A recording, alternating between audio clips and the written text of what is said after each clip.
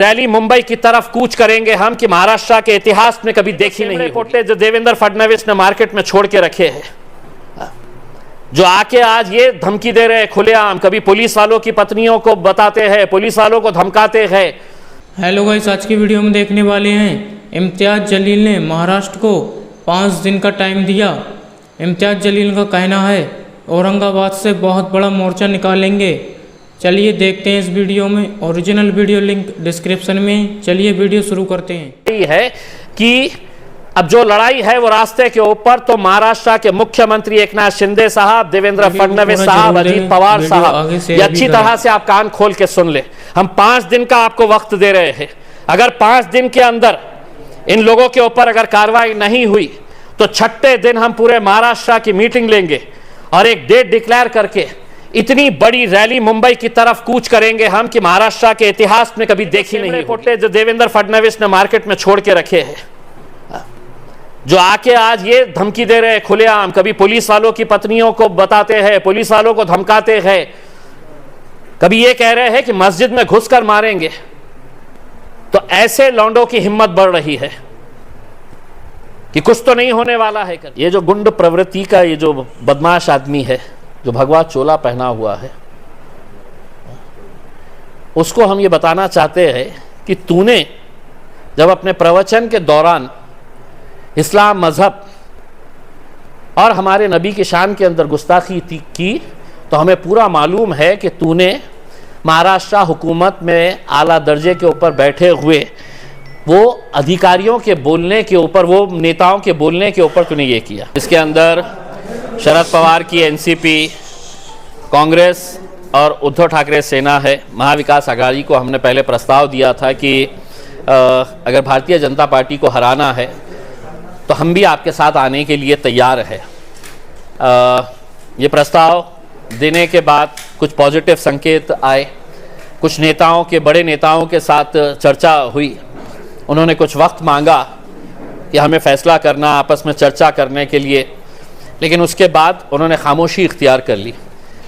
अब उनकी खामोशी का कब तक हम इंतज़ार करते रहे, तो हमने तय किया है कि 8 तारीख के दिन बैरिस्टर असदुद्दीन अवैसी साहब औरंगाबाद आ रहे हैं और हम उस दिन से हमारे इलेक्शन की प्रक्रिया हम शुरू करने वाले हैं। फॉर्म डिस्ट्रीब्यूशन जो हमने रोक के रखे थे, वो फॉर्म डिस्ट्रीब्यूशन की प्रक्रिया 8 तारीख से हम शुरू कर देंगे।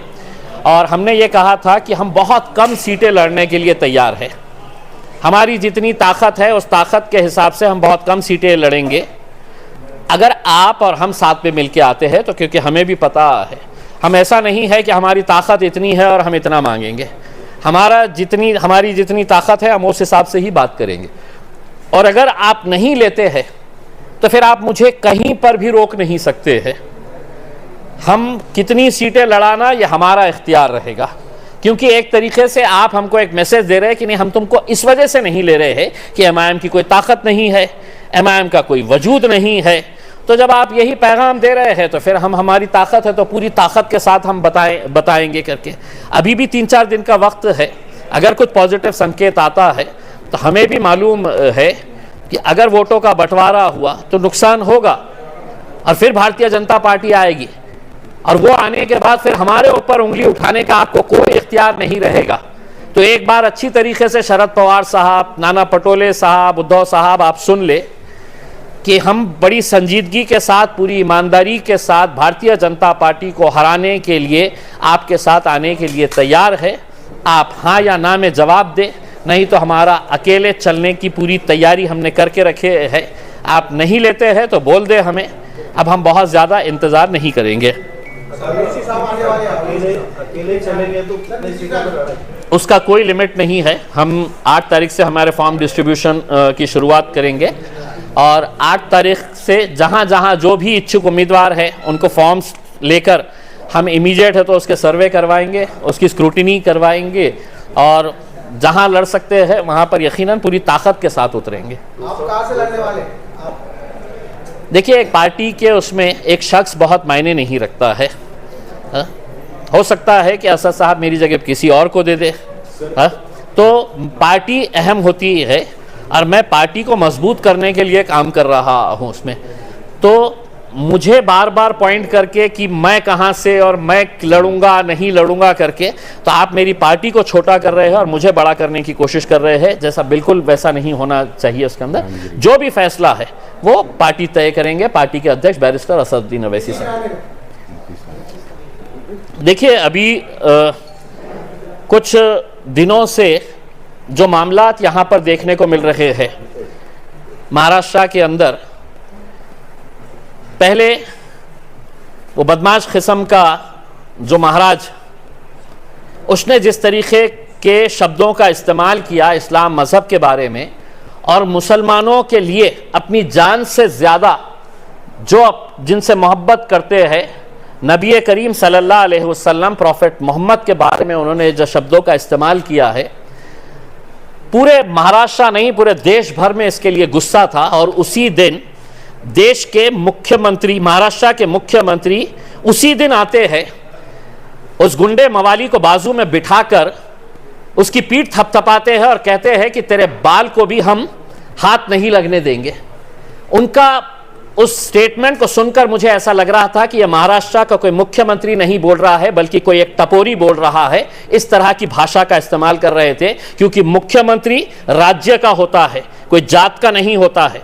मेरे भी मुख्यमंत्री है, लेकिन इस तरह की जब वो बातें करते हैं तो हमारी नज़रों में उनकी क्या इज्जत रह गई है ये हम जानते हैं और हमारा समाज अच्छी तरीके से जानता है। करके हुआ क्या है, 58 FIRs रजिस्टर हुए हैं पूरे हिंदुस्तान के अंदर, 58।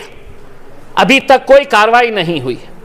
यानी कि 58 जब FIRs रजिस्टर हुए हैं, इससे यह साबित होता है कि कहीं ना कहीं कोई बहुत गंभीर विषय हुआ है, जो लोग नाराज है, पुलिस स्टेशन में जाकर FIRs रजिस्टर करवा रहे हैं। ऐसे हालात के अंदर पुलिस खामोश बैठी है, तमाशा बनकर देख रही है, तो कुछ ऑर्गेनाइजेशंस बॉम्बे हाईकोर्ट जाते हैं ये अपील करने के लिए कि ये इस तरह का ने स्टेटमेंट किया है, इसके ऊपर कार्रवाई होनी चाहिए करके। और अदालतों की हम इज्जत करते हैं, लेकिन अदालत ये कहती है कि पुलिस ने साइबर सेल की मदद लेकर वो जो महाराज ने जो स्टेटमेंट किया है उसको सोशल मीडिया से हटा देना चाहिए। जब अदालत को यह बताया जाता है कि कई शहरों के अंदर भूख हड़ताल कर रहे हैं, लोग आंदोलन कर रहे हैं, लोग मोर्चे निकाल रहे हैं, तो अदालत का कहना होता है कि आप हम पर दबाव डाल रहे हैं। आप हम पर दबाव नहीं डाल सकते। हम अदालत को यह कहना चाहते हैं हम कतई दबाव नहीं डाल रहे। हम अदालतों की इज्जत करते हैं। हम अदालत में इसलिए आते हैं कि हमें पूरा यकीन है इस देश की न्याय प्रणाली के ऊपर। पुलिस काम नहीं कर रही है, पुलिस तमाशाई बनकर देख रही है। इस वजह से हम इंसाफ मांगने आपके पास आए। आप कम से कम एक शब्द बोल देते कि इस तरह की भाषा का इस्तेमाल किसी ने नहीं करना चाहिए, पुलिस ने कानून के हिसाब से कार्रवाई करनी चाहिए, हमारे ऊपर भी वो प्रतिबंध होता। कार्रवाई नहीं हो रही है।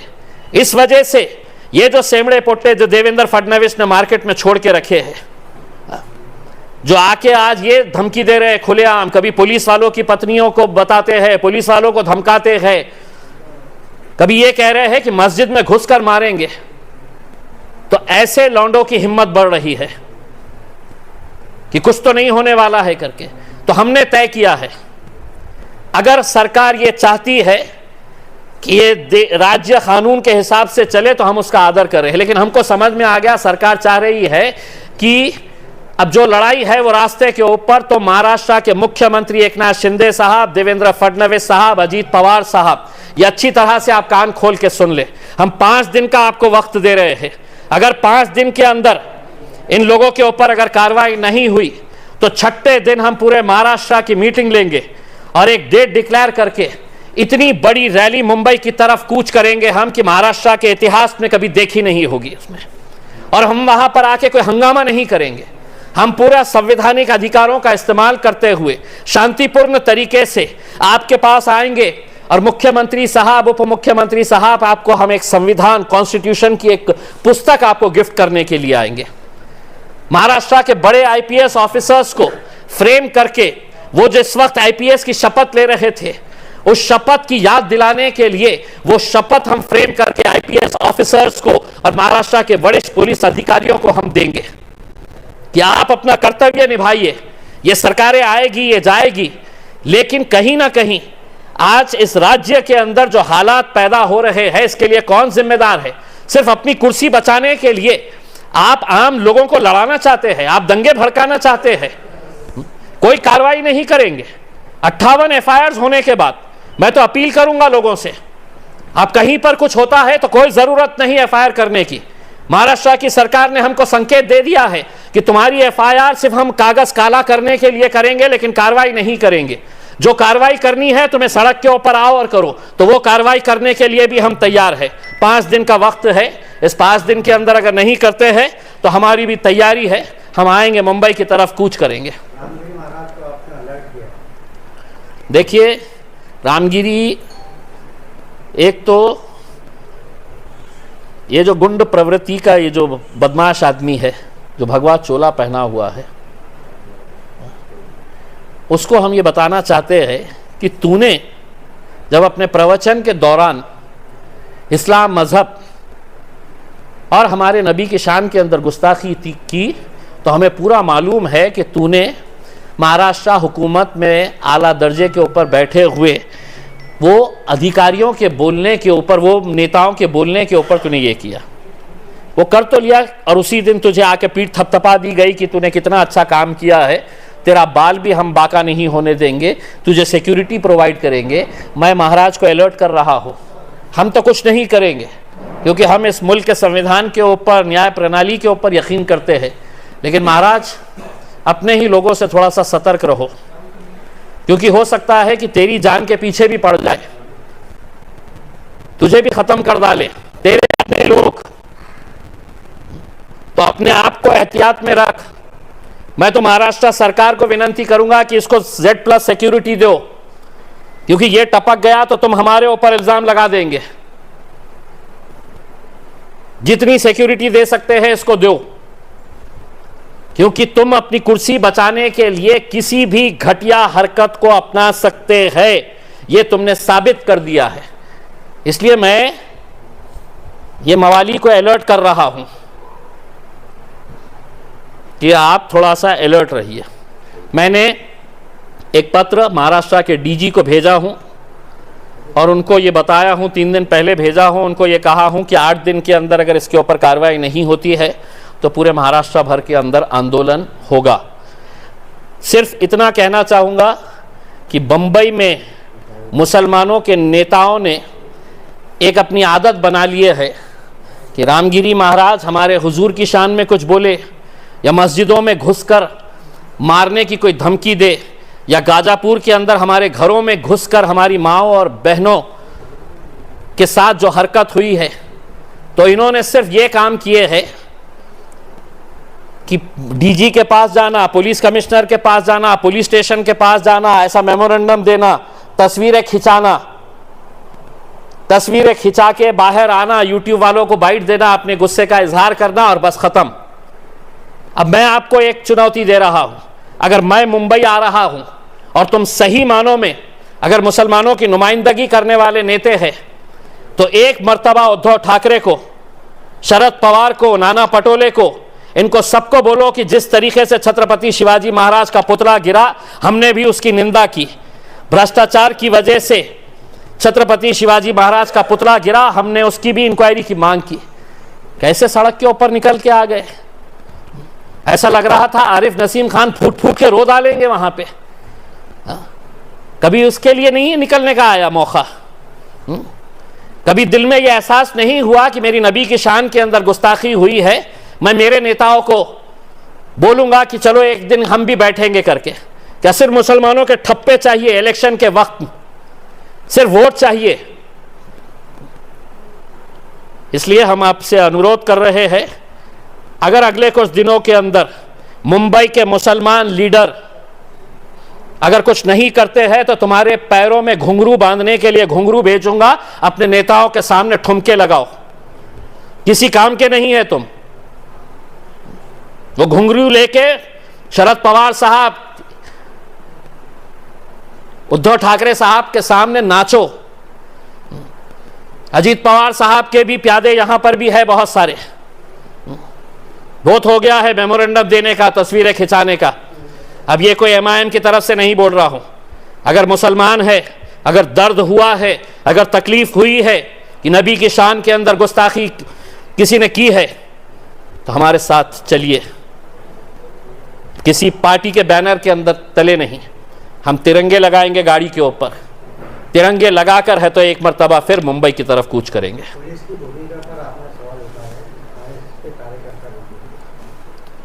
देखिए, पुलिस जिस तरीके से पिछले कुछ टाइम से कार्रवाई नहीं कर रही है, खामोश देखने का काम कर रही है, तो अब ऐसा लगने लगा है कि ये वर्दी के अंदर भाजपा के, शिवसेना के, आरएसएस के कार्यकर्ताओं ने वर्दी पहन के रखी हुई है। वरना क्या वजह है कि कोई एक आईपीएस ऑफिसर खड़े रहकर कोई कार्रवाई करने के लिए आगे नहीं आ रहा है? सिर्फ इसी बात का डर है ना कि गढ़चिरौली भेज डालेंगे देवेंद्र साहब, वे पोस्टिंग खराब दे डालेंगे। इसी की वजह से वर्दी को दाग लगने दे रहे हैं।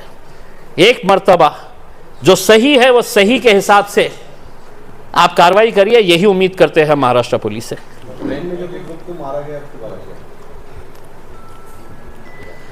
देखिए, ट्रेन का जो वाक़या हुआ है वो सबने देखा है, और बहुत ही अफसोस के साथ ये कहना पड़ रहा है कि आए दिन हमको सोशल मीडिया के ऊपर इसी तरह के ख़बरें देखने को मिल रही है।